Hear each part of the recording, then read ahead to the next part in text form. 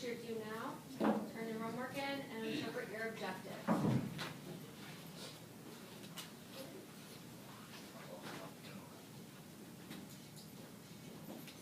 Sydney's working on his do now on level 0. And that is finished up. What is one technique you have learned that helps you when comparing and contrasting text? That is your do now.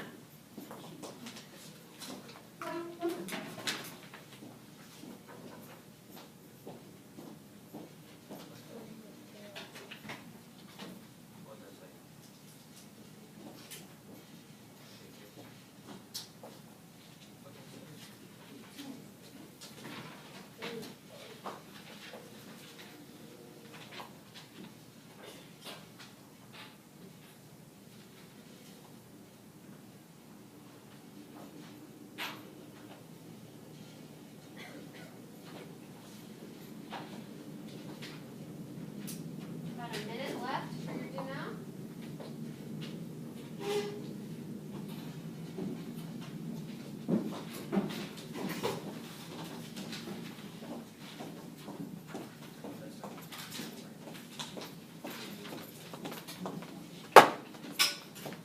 Man.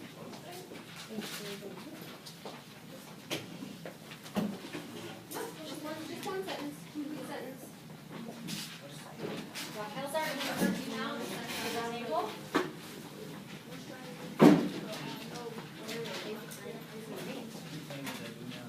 So what is one technique you have learned that helps you when comparing and contrasting text?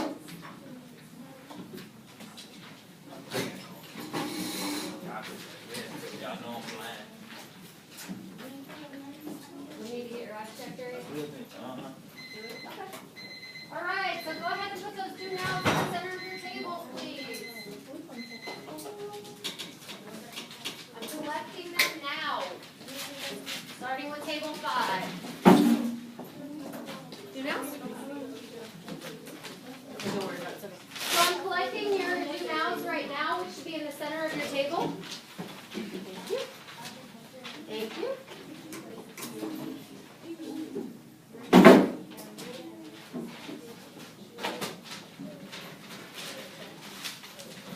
Yes, ma'am. Yes, ma'am. Yes, you may.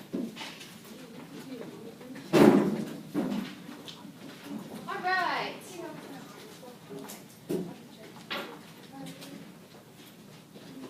Thank you. Durian, can you take a seat, please? All right, so who can interpret the objective for me, please? So pens should be down.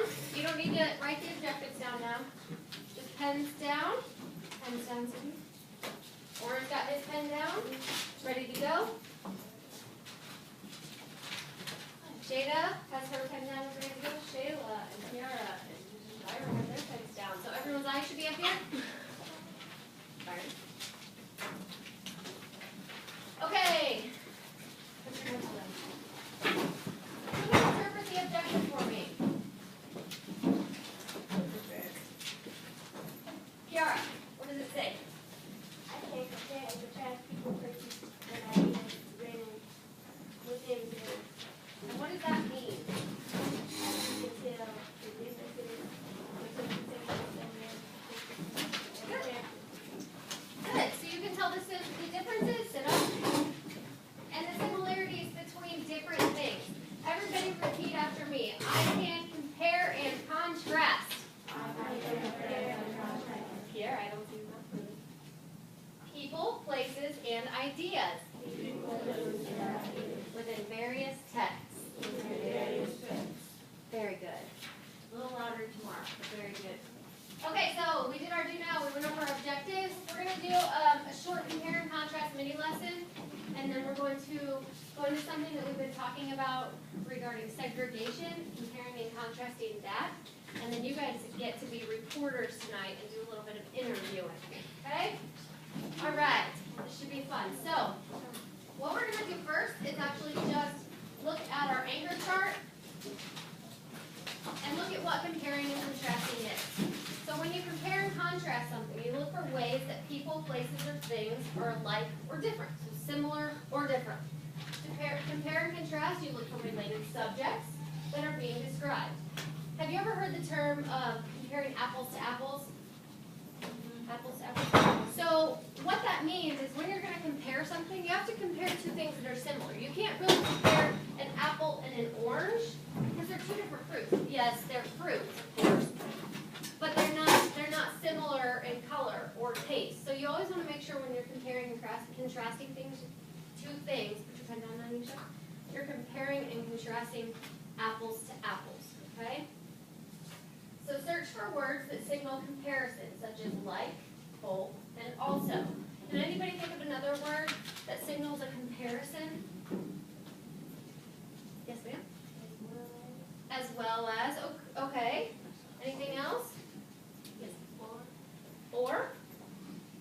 So that's a conjunction. It is a conjunction, but how does it compare or contrast?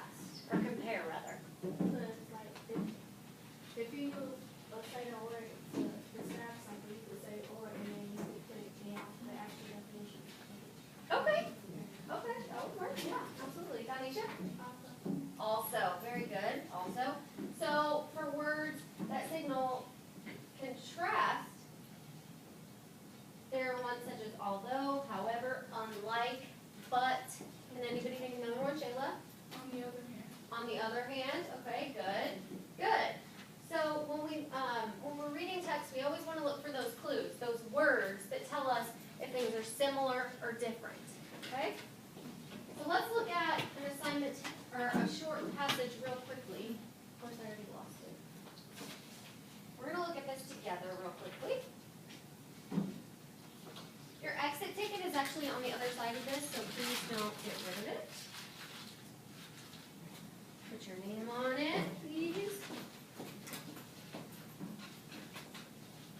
Now when we're comparing and contrasting things, there are different types of diagrams that we can use. Who put a Venn diagram on your do now? Okay.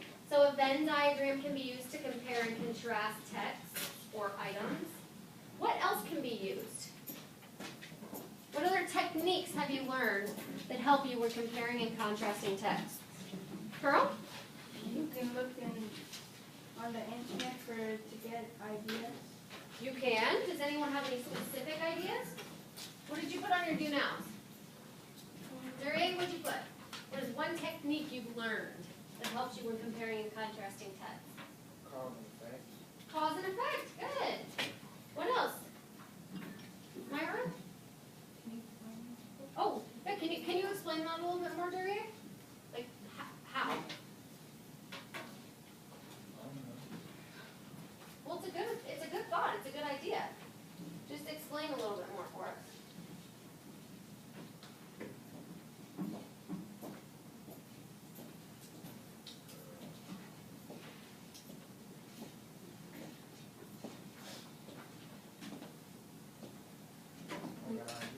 You don't have an idea? Think about it. I'll come back to you, okay? Who wrote something else? What other techniques can you use when reading? Deja?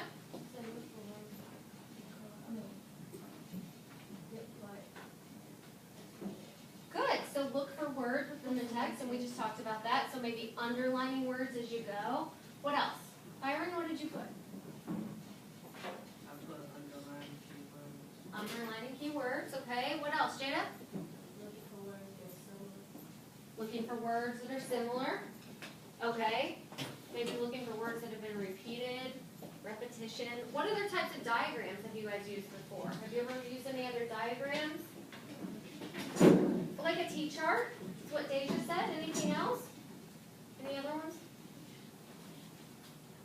Okay.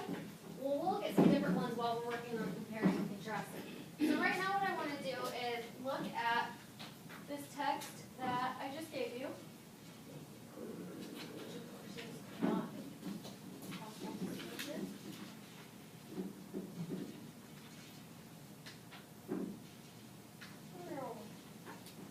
Okay.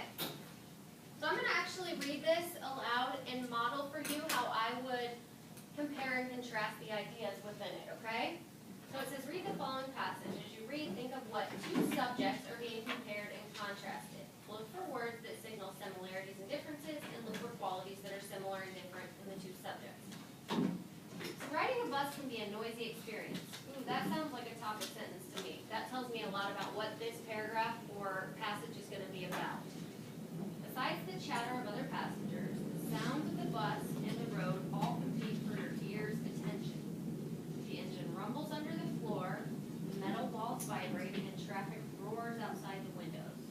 So besides the chatter of other passengers, that we're not going to worry about. The sounds of the bus and the road all compete for your ear's attention. Okay, so we're talking about a bus here, and we're talking about how it can be a noisy experience. And it's telling me that the engine rumbles, it's telling me that the metal walls vibrate, and the traffic roars outside the windows. So those are all things that I know about why this is a noisy experience. And then I'm going on to the second paragraph now. By using soundproofing techniques, bus manufacturers are working to ensure passengers a quieter ride. So in this second paragraph, I'm learning that soundproofing techniques will make the bus rides quieter, which is cool because I ride the bus a lot and it is loud. So how are we doing this? Spray on glue seals, metal walls to prevent rattling. Oh, so there's spray on glue seals. New floor mats, muffle engine sounds, and thicker glass blocks loud traffic noise. If only they could find a way to keep those passengers quiet. So again, we're talking about the passengers there, which really doesn't have a lot to do with the bus, just the passengers on it. Is that Denisha? Is it up, Denise? Kayla? Byron? So then I'm down and looking at this chart, and I know that I'm comparing a bus with soundproofing to a bus without soundproofing. Okay? What are the different ways, and what are the things that I underlined